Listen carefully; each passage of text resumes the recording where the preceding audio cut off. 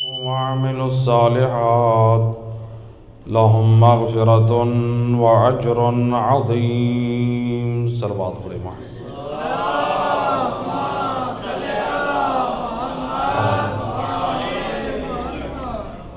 سامعین محترم، قرآن کریم کی جس آیت مجیدہ کو موضوع قرار دیا ہے، ارشاد رب العزت ہو رہا ہے وعد اللہ الذین آمنوا وعملوا الصالحات لہم مغفرۃ واجر عظیم۔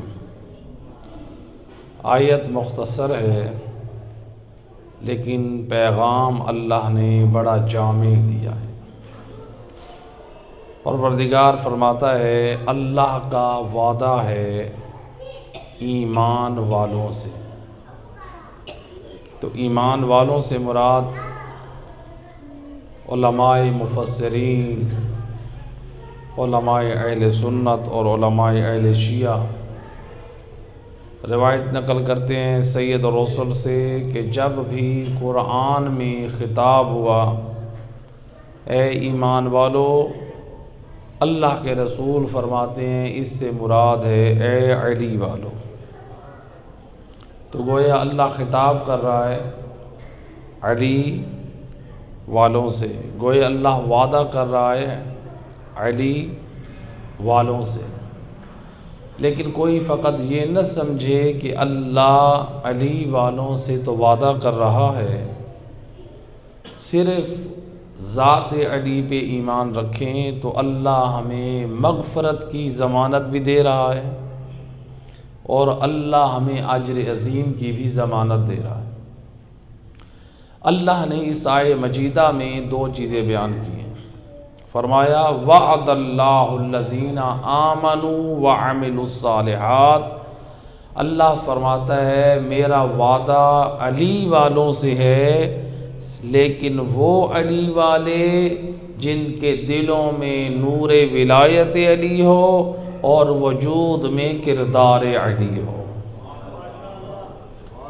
اللہ فرماتا ہے جو ایسا علی والا ہوگا، با کردار ہوگا، دل میں نور ولایت علی ہو، وجود میں کردار علی ہو، ایسے علی والوں سے میں اللہ دو چیزوں کا وعدہ کر رہا ہوں۔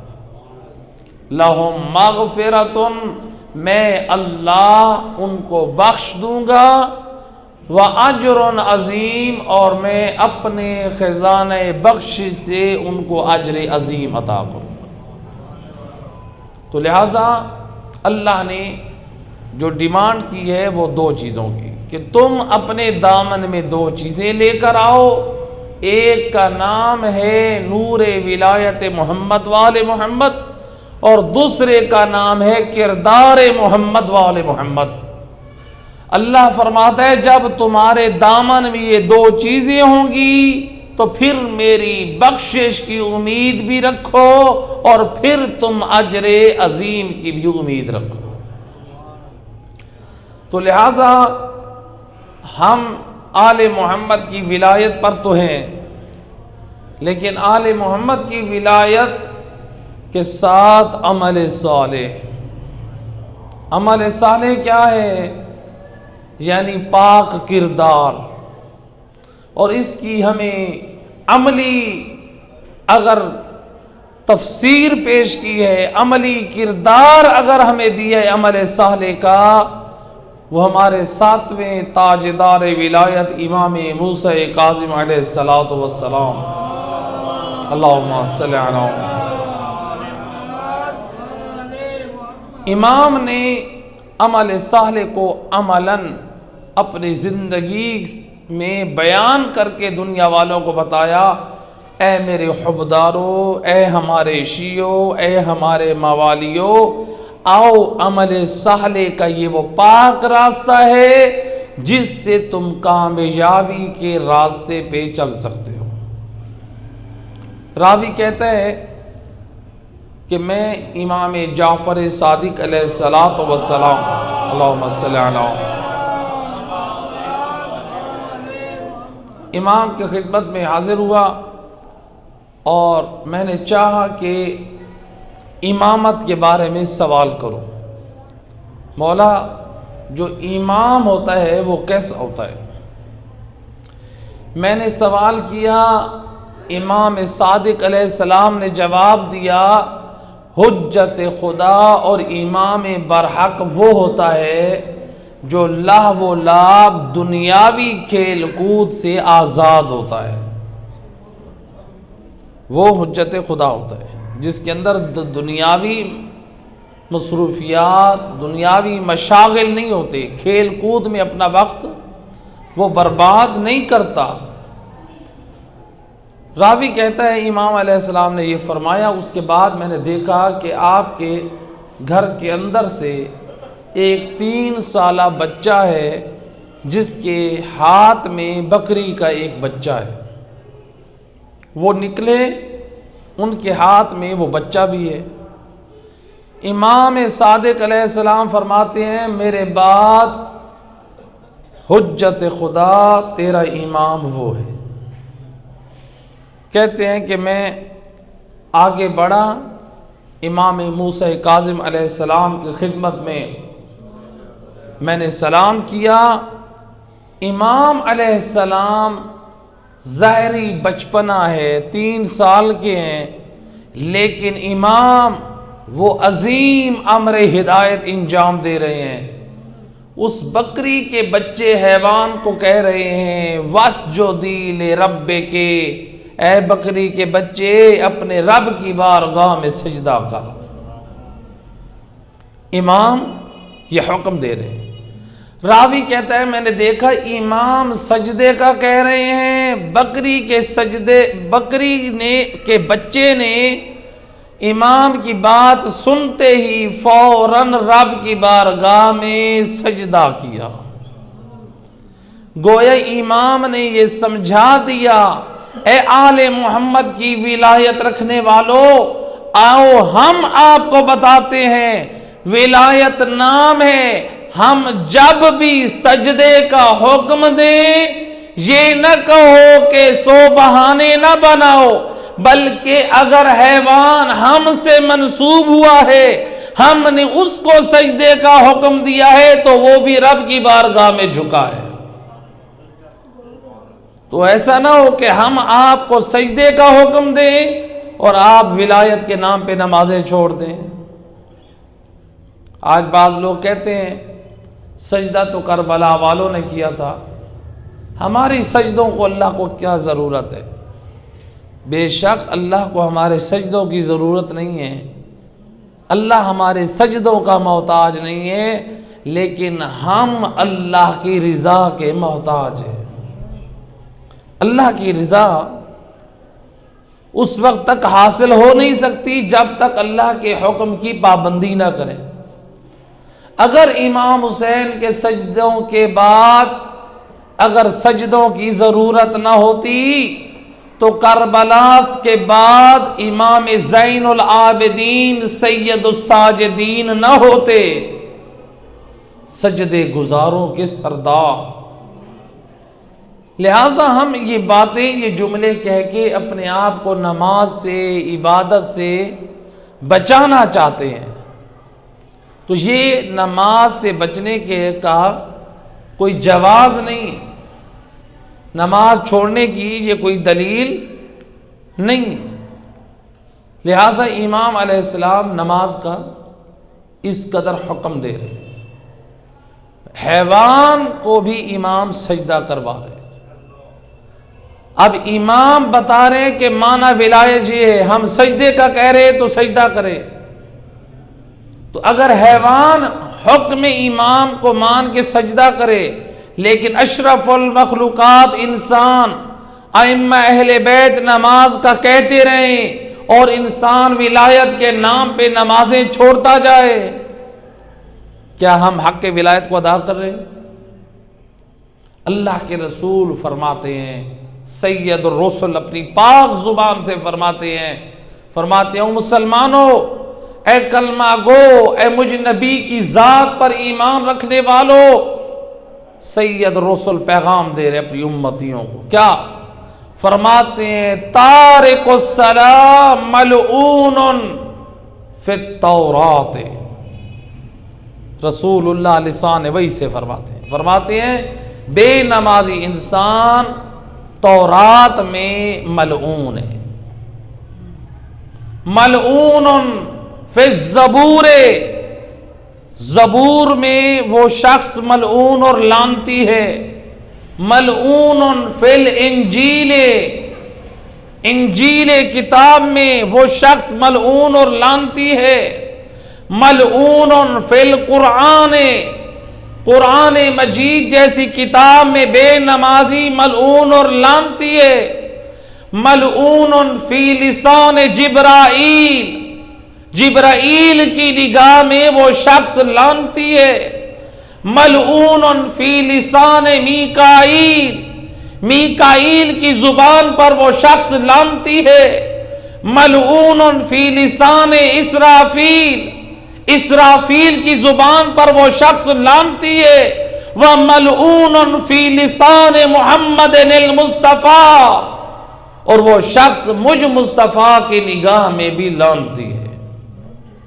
اب ذرا خود اندازہ کریں، غور کریں، آسمانی کتابیں جو 4 بڑی کتابیں، رسول اللہ فرماتے ہیں ان 4 بڑی کتابوں میں بھی بے نمازی ملعون، ملائکہ کے سردار جبرائیل کی زبان پہ بھی وہ ملعون، اسرافیل کی زبان پہ بھی ملعون، میکائیل کی زبان پہ بھی ملعون، اور میں تمام انبیاء اور امتوں کے سردار مصطفیٰ کی زبان پہ بھی وہ ملعون۔ یعنی ایک نماز چھوڑنے والا بھی سید الرسول کی نگاہ میں ملعون ہے۔ ملعون کا مطلب کیا ہے؟ ملعون جس کو نبی کہہ رہے ہیں، لعنتی کہہ رہے ہیں، ملعون اور لعنتی کا مطلب کیا ہے؟ یہ جو کہا جاتا ہے فلاں پہ اللہ کی لعنت ہے، میں اور آپ کسی پر کہتے ہیں اللہ کی لعنت ہے، یہ اور بات ہے کہ اللہ کی لعنت اس پر ہے یا نہیں ہے، وہ اللہ کی لعنت کا مستحق ہے یا نہیں ہے، لیکن جس پر نبی اللہ کی لعنت بھیجیں، جس پر امام اللہ کی لعنت بھیجیں، جس کو نبی اور امام لعنتی اور ملعون کہہ دیں، کیا مطلب ہے؟ لعنت کا مطلب ہے اللہ کی رحمت سے دور۔ یعنی نبی اور امام جب کہہ رہے ہیں کسی کو یہ شخص لعنتی ہے، یہ شخص ملعون ہے، یعنی یہ رحمت خدا سے دور ہے، یعنی یہ اپنی بدعملیوں کی وجہ سے یہ جہنمی ہے، اور ہم ان چیزوں کو معمولی سمجھتے ہیں۔ لہذا یہ ہے معنی ملعون ہونے کی۔ نماز کا حکم امام موسیٰ کاظم علیہ السلام حیوان کو دے رہے ہیں۔ مل کے صلوات پڑھے محمد صلی اللہ علیہ وسلم۔ امام حیوان کو حکم دے رہے ہیں، اور حیوان حکم امام پر عمل کر رہا ہے، معنی ولایت کو سمجھا رہا ہے۔ راوی کہتا ہے میں نے خدمت امام میں کہا مولا آپ اس کو کہیں مر جا، تو کیا یہ مر جائے گا؟ آپ جیسے سجدے کے لیے کہہ رہے، آئیں ذرا امام کے کلام میں اپنے عقائد کی اصلاح کریں۔ وارث دین امام نے کیا جواب دیا جب اس نے کہا مولا آپ اگر اس کو کہیں مر جا، کیا یہ مر جائے گا؟ فرماتے ہیں موت و حیات اللہ کے ہاتھ میں ہے، ہم نظام ہدایت کے تحت آئے ہیں۔ ہاں یہ اور بات ہے، اگر کوئی یہاں پر سوال کرے کہ کتنے ایسے معجزات ہیں، معصومین نے دعا کی مردہ اٹھ بیٹھا، بعض لوگوں کے بارے میں دعا کی اور وہ مر گئے۔ امام نے اس بات کو کلیئر کیا، موت و حیات ہے اللہ کے ہاتھ میں، لیکن جب ہم اللہ سے سوال کریں کسی کے زندہ ہونے کا تو اللہ ہماری دعا کو مستجاب کرتا ہے۔ اگر ہم کسی کی موت کی دعا کریں اللہ سے تو اللہ ہماری دعا کو قبول کرتا ہے۔ گویا موت اور زندگی دینا اللہ کا کام ہے، ہم رب کی بارگاہ میں دعا کرتے ہیں، التماس کرتے ہیں، اور اللہ ہم ہستیوں کو حجت خدا ہونے کے ناطے ہماری تائید میں ہماری دعا کو مستجاب کرتا ہے۔ اللہ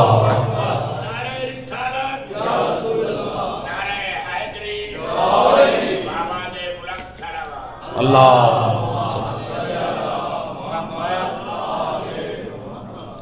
لہذا امام دیکھیں حیوان سے بھی تقاضا کر رہے ہیں سجدے کا۔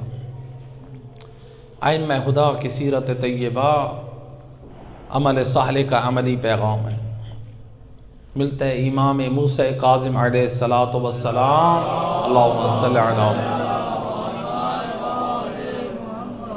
ہر روز 5000 مرتبہ استغفار پڑھتے تھے۔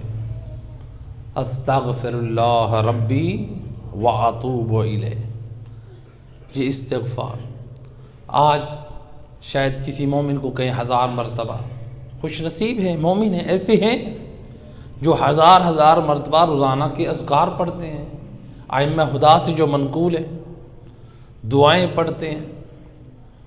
امام ہر روز 5000 مرتبہ استغفر اللہ ربی واتوب الیہ پڑھتے ہیں۔ ایک شخص ہے امام علی نقی علیہ السلام کی خدمت میں، اللہم صلی علی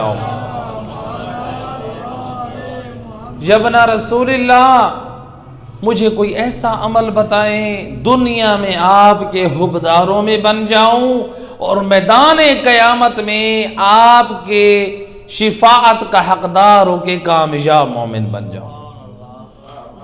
آج ہر مومن چاہتا ہے کہ نہیں چاہتا دنیا میں آل محمد کا حبدار رہوں اور میدان معاشر میں آل محمد کے شیعوں میں سے اور ان کی شفاعت کا حقدار بن جاؤں۔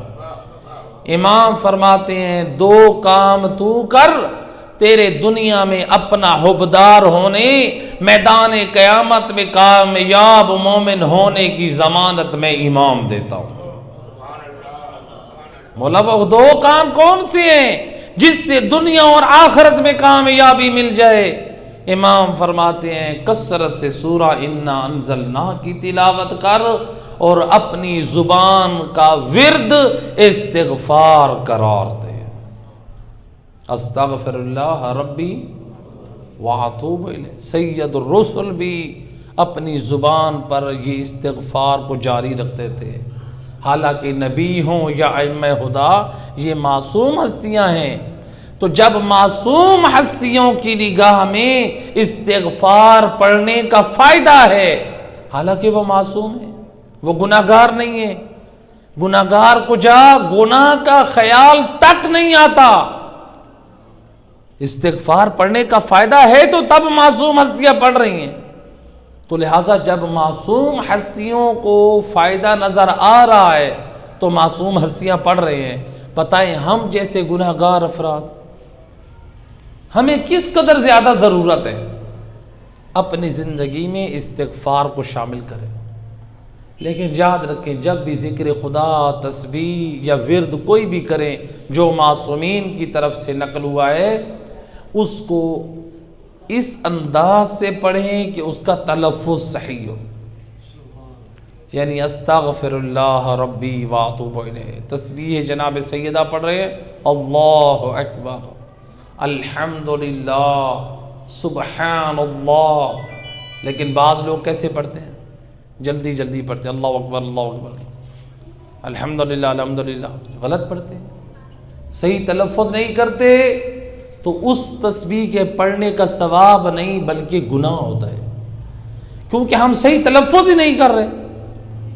جب میں آپ میں سے کسی مومن کا نام جلدی جلدی سے لوں، آپ کے نام کا تلفظ صحیح ادا نہ کرو، آپ بھی مجھ پہ راضی نہیں ہوں گے، یہ مولانا صاحب کیسی ہیں، اتنی جلدی سے نام لیتے ہیں، میرے نام کو بگاڑ دیتے ہیں۔ اور میرا دوست تیرا نام اگر جلدی سے ادا کوئی کرے بگڑ جائے تو تجھے اپنی ذات پہ تو اس پہ ناراض ہو، رب کی بارگاہ کا، رب کا تو ذکر کرے یا آل محمد پہ صلوات بھیجے اور اتنی جلدی پڑھے کہ اس کا تلفظ بھی غلط ہو جائے، بتائے رب کی ذات کیسے راضی ہو؟ تو لہٰذا جو بھی یہ ذکر پڑھے بالکل صحیح تلفظ کے ساتھ پڑھے۔ ایک صلوات پڑھے محمد و اہل بیت، اللہم صلی علی محمد۔ امام نے پیغام ہدایت کیسے پھیلایا؟ دیکھیں، پاک کردار کی ہدایت سے معاشرہ پاک ہوتا ہے۔ امام نے ایک جملہ ہدایت کا فرمایا جس سے معاشرے کے کتنے افراد کی ہدایت ہو گئی، صرف ایک جملہ ملتا ہے تاریخ میں۔ بغداد شہر کا ایک بہت بڑا عیاش، شراب خور، عیش پرست، دنیا دار، جس کے گھر میں شراب کے جام چلتے تھے، جس کے گھر میں سارا دن مجرا، ناچ گانا اور ڈانس، حرام کاریاں، زنا خانہ تھا جس کا گھر، اس قدر دنیا کی تمام بے حیائیاں اور بے غیرتیاں انجام دی جاتی تھی۔ جب یہ شخص، اس کا نام کیا ہے؟ بشر حافی، اس قدر یہ بد عمل تھا، اب اس کو توفیق کیسے ملی توبہ کی؟ تاریخ کا واقعہ ہے۔ ایک دن یہ بغداد میں جا رہا تھا اور اس کو ایک گلی میں گرا ہوا ایک ورقہ ملا، اس ورقے پہ لکھا ہوا تھا بسم اللہ الرحمن الرحیم۔ اس نے تعظیم اور احترام میں اس کو اٹھایا کہ کسی انسان کا پاؤں نہ آئے، اس کی بے حرمتی نہ ہو، اللہ کے نام کی یہ تعظیم کی۔ بازار سے کپڑا یا ایک مضبوط چیز لی، اس میں وہ بسم اللہ الرحمن الرحیم کو لپیٹ کے اس کو عطر سے خوشبودار کر کے دیوار میں ایک محفوظ مقام پہ اس کو رکھ دیا۔ یہ رات کو سویا، عالم خواب میں اس کو ایک آواز سنائی دی، اے انسان، تو نے اللہ کے نام کو پاک کیا ہے، اللہ قیامت تک لوگوں کی زبان پہ تیرا نام پاک کر دے گا۔ تو نے اللہ کے نام کا احترام کیا ہے، اللہ کے نام کو پاک کیا ہے، اللہ تیرا نام بھی پاک رکھے گا۔ اب یہ عیاش بدکار خواب تھا، اہمیت نہ دی۔ صبح کو اپنے گھر میں یہ پھر اس کے گھر میں محفل سجی، گناہ کی، مجرا، گانا، ناچ، شراب خوری کی محفل، اور امام موسیٰ کاظم علیہ الصلوۃ والسلام، اللہم صلی علی محمد۔ امام کا گزر ہوا، رکے امام، ایک کنیز باہر نکلی، پوچھا یہ کسی غلام کا گھر ہے یا یہ آزاد کا گھر ہے؟ کنیز کہتی ہے یہ آزاد کا گھر ہے، یعنی یہ غلام کا نہیں ہے، جو اس زمانے میں غلام ہوتے تھے، یہ آزاد کا گھر ہے، یہ مسلمان کلمہ گو کا گھر ہے۔ امام نے ایک جملہ فرمایا، آپ نے فرمایا بے شک تو نے صحیح کہا، اگر یہ اپنے آقا کا غلام ہوتا تو اس طرح بے حیائی اور نافرمانی خدا کھلے عام نہ کرتا،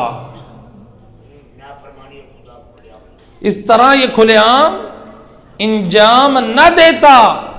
یہ ایک جملہ ہدایت کا امام کی زبان سے نکلا کہ اگر یہ اپنے آقا کا غلام ہوتا، یہ ایک جملہ، کنیز اندر گئی، وہ بشر حافی شراب کا جام لیے بیٹھا تھا، کہا کیوں دیر کی ہے؟ کہا ایک نورانی چہرے والا گزر رہا تھا، اس نے یہ جملہ کہا۔ اس کے دل پہ امام کی زبان سے نکلا ہوا جملہ اتنا با اثر ہوا، ننگے پاؤں اپنے گھر سے دوڑا، بغداد کی گلیوں میں تلاش کرنے لگا، امام ملے، اے آقا میں توبہ کر کے اپنے آقا کا غلام بننا چاہتا ہوں، کیا میرے لیے توبہ کی گنجائش ہے؟ امام نے فرمایا تیرا گناہ اللہ کی رحمت سے بڑا نہیں ہے، اللہ سارے گناہ بخشنے والا ہے، اگر تو اللہ کی بارگاہ میں پلٹنے والا ہے۔ امام کے ہاتھ پہ اس نے توبہ کی اور امام نے اس کے توبہ کے قبول ہونے کی ضمانت دی۔ اب دیکھیں، اس نے امام کے جملے کی وجہ سے ہدایت حاصل کی۔ تاریخ کہتی ہے کہ امام کا یہ جملہ اس کی ہدایت کا وسیلہ بنا۔ اس نے امام کی ہدایت کا جب یہ اثر لیا، پاک کردار اپنایا، اس کے گھر کی، اس کی 3 بہنیں اس کے کردار کو دیکھ کے وہ اپنے زمانے کی عبادت گزار بن گئی۔ وہ بھی کس وجہ سے ہدایت پہ آئیں؟ امام نے ہدایت اس کی، اس کا پاک کردار دوسروں کی ہدایت کا وسیلہ بنا۔ آج اگر گھر میں والدین نمازی ہوں گے تو اولاد نمازی ہوگی، اگر گھر میں والدین با کردار ہوں گے تو اولاد با کردار ہوگی، اگر گھر میں والدین بے نمازی ہوں گے اولاد بھی بے نمازی، والدین بد کردار تو اولاد بھی بد کردار۔ تو لہٰذا اس کی 3 بہنیں، وہ بھی اپنے زمانے کی عابدہ۔ اس نے جب اس نے توبہ کی، اس کے بعد یہ ننگے پاؤں چلتا تھا، اسی لیے اس کو کہتے ہیں بشر حافی۔ حافی کہتے ہیں ننگے پاؤں والا۔ تو یہ علماء نے جو اس کی وجہ بیان کی ہے کہ یہ ننگے پاؤں کیوں چلتا تھا، کہا اس لیے کہ چونکہ اس کی توبہ قبول ہوئی تھی، امام موسیٰ کاظم علیہ السلام کی خدمت میں جب پہنچا تھا تو یہ ننگے پاؤں پہنچا تھا، اس لیے اس یاد کو یاد رکھے ہوئے ہے کہ میری توبہ قبول ننگے پاؤں ہوئی تھی تو میں اب پوری زندگی ننگے پاؤں رہوں گا۔ اب جب دیکھیں اس کا کردار اتنا گندا اور نجس تھا کہ اس نے اپنے کردار کو پاک کیا۔ کس وجہ سے؟ پاکوں کے پاس آیا، پاکوں کی خدمت میں گیا، آئے تطہیر کے وارث کے پاس جب پہنچا، انہوں نے اس طرح پاک کیا، یہ ایسا پاک ہوا جب یہ بغداد کی گلیوں میں چلتا تھا، علماء نے نقل کیا ہے کہ ان گلیوں اور کوچوں میں گائیں اور گھوڑے اور حیوانات نے بول و براز کرنا چھوڑ دیا۔ کیوں؟ ایک عبد خدا آل محمد کے دروازے پہ پاک ہو کر ننگے پاؤں ان گلیوں میں چلتا ہے، ہماری بول و براز اور گندگی سے اس کے پاؤں گندے نہ ہوں۔ جو آل محمد کے دروازے پہ آ کے اپنے آپ کو اتنا پاک کر لے، پھر اللہ بھی جانوروں کے دلوں میں بھی احترام رکھ دیتا ہے، پھر اللہ بھی اس کی عظمت کو اجاگر کر دیتا ہے۔ صلوات پڑھے محمد و اہل بیت۔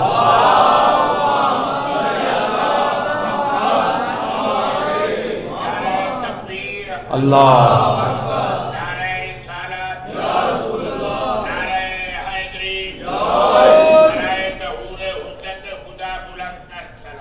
اللہ صلی اللہ علیہ۔ لہٰذا آپ دیکھیں امام نے کیا پسند کیا؟ ہدایت۔ کیا ناپسند کیا؟ یہ کون تھا؟ بشر حافی امام کا چاہنے والا نہیں تھا، لیکن اگر اس کے گھر سے بھی موسیقی اور کھلے عام ناچ اور ڈانس کی آوازیں آ رہی ہیں، امام اس کو بھی پسند نہیں کر رہے۔ اور اگر آج کوئی امام کے نام پہ ناچ اور ڈانس کرے، امام کے نام پہ ناچے، امام کے نام پہ ڈانس کرے، امام کے نام پہ میوزک کے اوپر ڈانس کیا جائے، اور پھر کہیں کہ ہم تو یہ محبت آل محمد میں کر رہے ہیں۔ ایک جوان کہنے لگا، ہم آج یہ جو 13 رجب کی رات کو یہ ڈانس کریں گے، ہم ان لوگوں جو مولا علی ولی اللہ کے دشمن ہیں ان کو جلائیں گے۔ کیا کہہ رہے ہیں؟ جو علی ولی اللہ کے دشمن ہیں، ڈانس کر کے 13 رجب کی رات کو ہم ان کو جلائیں گے۔ اور میرا دوست ڈانس کر کے تو علی ولی اللہ کے دشمن کو نہیں جلا رہا، تو ڈانس کر کے 13 رجب کی رات کو علی ولی اللہ کا دشمن بن رہا ہے. تیرے اس ڈانس میں مولا علی راضی ہے؟ پاک کردار تو یہ ہونا چاہیے 13 رجب کی رات ہو یا دیگر ائمہ ہدی علیہ الصلوۃ والسلام کے جشن کی رات ہو، اس طرح سے رات کو یاد کریں، ائمہ اہل بیت کی شان میں اشعار پڑھیں، ان کی شان میں فضائل و کمالات پڑھیں اور وہ سنے بھی جائیں، ان کے نام ان نیاز تقسیم کی جائے، دسترخوان بچھایا جائے، امیر غریب سب کو بلایا جائے، غریب مومنین کو لباس پہنایا جائے، غریبوں کی اس رات کو مدد کی جائے اور مصلی عبادت بچھا کے اللہ کی عبادت کی جائے اور ائمہ اہل بیت کا پاک ذکر کیا جائے.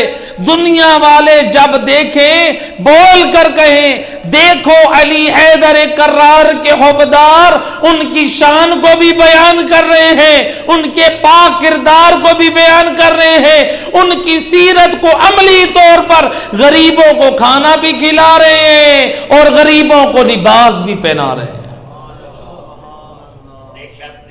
کردار ایسا ہونا چاہیے ہمیں. یہ کیا ہم ائمہ اہل بیت علیہ الصلوۃ والسلام کے نام پہ ہم یہ جو اس طرح سے جشن اور گھوڑے نچائیں اور خود ڈانس کرے، یہ مذہب آل محمد کی ہم توہین کر رہے ہیں. مذہب آل محمد کا وقار بلند کرے. اہل بیت نے اسلام کی بقا کے لیے اپنی جانیں قربان کی ہیں. آل محمد نے اسلام کو بچانے کے لیے اپنی اولادوں کو قربان کیا ہے. ہمارا اسلام پہ خرچ کیا ہوا ہے، پھر ہم اسلام کے ٹھیکیدار بنتے ہیں. ہم اپنے آپ کو مولائی کہتے ہیں اور مولا کے ماننے والا ہے تو مولا کی محنتوں کو ضائع نہ کر. آل محمد کی ہر فرد اور شخصیت نے اپنی جانیں دے دی ہیں اللہ کا دین بچ جائے. میرا 7واں امام، آپ امام کو کا یہ تو یاد رکھتے ہیں کہ 14 سال کا قیدی امام ہے. امام کی عبادتوں کو بھی یاد رکھیں. 14 سال کا قیدی امام ہے. کبھی یہ تو غور کر میرے اور آپ کے امام کو 14 سال قید میں رکھا کیوں؟ اس لیے کہ وہ اسلام کی خدمت کر رہے تھے. گویا اسلام کو بلند کرنے کے لیے وارث دین کو جیلوں میں زندانوں میں جانا پڑا. ایسی بند کوٹھڑی تھی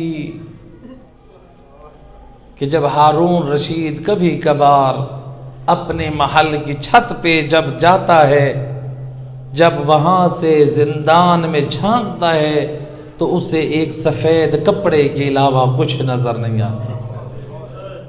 وزیر سے پوچھتا ہے یہ کپڑا کیسا ہے سفید؟ کہا نہیں پہچانا، یہی تو فرزند رسول موسیٰ بن جعفر ہے. اتنے نحیف ہے، صبح کو طلوع شمس ہوتا ہے تو سجدے میں سر رکھتے، زوال تک حالت سجدہ میں رہتے. یہ ہمارے پاک امام کا پاک کردار. امام اس قدر صعوبت اور تکلیف، کتنی بند کوٹھڑی ہے، علماء نقل کرتے ہیں اتنی سخت اور بند کوٹھڑی ہے کہ امام کبھی کبھار تازہ ہوا کے لیے اس زندان کے دروازے کے قریب اپنا منہ کرتے ہیں کہ تازہ ہوا آئے. سنو گے عزادارو، روایت کہتی ہے علامہ کاشی نجفی نقل کرتے ہیں جب میرا 7واں امام زندان کے دروازے کے قریب آ کر کھڑے ہوتے ہیں، سندھی بن شاہق لعین ظالم یہ کیا کرتا ہے؟ لطم علی خدے، وہ امام کے رخسارے پہ اتنے زور سے تماچا مارتا ہے وہ امام زندان کی دیوار سے جا لگتے ہیں. اے اجرکم علی اللہ عزادارو، میں کیا کرتا ہوں؟ مولا امام رضا آپ کے رخسارے پہ تماچا لگا، آپ مظلوم ہے، اے مولا اگر در زارا پہ اور مسلمان اگر لکڑیاں لے کر نہ جاتے اور بنت پیغمبر کے رخساروں پہ تماچے نہ مارتے، اے آج اولاد رسول، اے آپ کو رخساروں پہ تماچے نہ مارے جاتے۔ اجرکم علی اللہ عزادارو، روایت کہتی ہے علماء نے نقل کیا امام کی شہادت کا سبب 3 طریقے بیان ہوئے ہیں۔ پہلا یہ امام کو کھانے میں زہر دیا گیا، دوسرا یہ امام کو کھجوروں میں زہر دیا گیا، اور جب دیکھا نا دشمنوں نے ہائے کھانا زہر کا کھا چکے، کھانا اثر نہیں کر رہا ہے، اور زہر میں زہر آلود کھجوریں کھلا چکے، اور 3 دن تک میرا قیدی امام اور زندان میں تڑپتا رہا۔ اے سرہانے نہ کوئی بیٹی ہے نہ کوئی بیٹا ہے، میں عرض کروں گا اے امام حسن مجتبی، او آپ مظلوم ہیں، مولا آپ کو زہر دی گئی لیکن آپ کے جگر کے ٹکڑے اور مولا حسین نے اپنے ہاتھوں پہ لیے، اور علی کی بیٹیوں نے اپنے ہاتھوں پہ لیے، مولا آپ پھر بھی گھر میں تھے، لیکن میرا 7واں امام، اور جب ظالم نے زہر دی، اور نہ زندان میں کوئی بیٹی ہے اور نہ زندان میں کوئی بیٹا ہے، اور میرا امام تڑپ رہا ہے، اور ظالم کو رحم نہیں آتا، لیکن بعض علماء نے نقل کیا جب ان ظالموں کا دل نہ بھرا کہ کس طرح امام کا خاتمہ کرے، ملتا امام کو ایک قالین میں لپیٹا، اور امام کو لپیٹ کے اس طرح سے دبایا کہ امام کا سانس دب جائے، ہائے میں قربان، ہائے ادھر سے ظاہر کا اثر، ہائے آپ کا جگر بھی کٹ رہا ہے، اور قالین میں لپیٹنے کے وسیلے ہے آپ کا سانس بھی دبا جا رہا ہے، اے امام شہید ہو گئے۔ اجرکم علی اللہ عزادارو، روایت کہتی ہے امام کا لاشا زنجیروں میں جکڑا ہوا اے پلے بغداد پہ رکھ دیا، 3 دن تک امام کا جنازہ پڑا رہا، لیکن آنے والے امام کی زیارت کر رہے ہیں۔ میں عرض کروں گا مولا ہے آپ کے جنازے میں زنجیر تھے، ہے آپ کو پلے بغداد پہ رکھا، آ کر آنے والے روتے بھی تھے، زیارت بھی کرتے تھے، ہے مولا او غریب کربلا حسین مظلوم، اور جب عصر عاشور کو ہے امام کا لاشا پامال ہوا، اور 3 دن لاشا صحرا میں چھوڑ دیا، ہے کوئی آنے والا نہ تھا، ہے کوئی سایہ دینے والا نہ تھا، ہے اجرکم علی اللہ عزادارو، روایت کہتی ہے مدینہ سے امام علی رضا باعجاز امامت آئے، غسل و کفن کیا، بابا کا جنازہ پڑا، بڑی عزت و احترام سے دفن کیا، جب مدینہ میں پہنچے امام نے بہنوں کو گلے لگا کے پرسا لیا، اے بہنوں کو فرصہ دیا، اے یتیموں کے سروں پہ ہاتھ رکھا، اور میں عرض کروں گا مولا آپ نے تعزیت لی بھی صحیح، آپ نے تعزیت دی بھی صحیح، مولا اے امام کاظم جب شہید ہوئے تو آپ کی بیٹیوں کا پردہ سالم تھا، اور جب غریب کربلا اجڑا اے علی کی بیٹیوں کو کوئی تعزیت دینے والا نہ تھا، اے امام زین العابدین کو کوئی تعزیت دینے والا نہ تھا، لیکن اشقیاء نے کیسے تعزیت دی، وہ علی کی بیٹیوں کے سروں سے ردا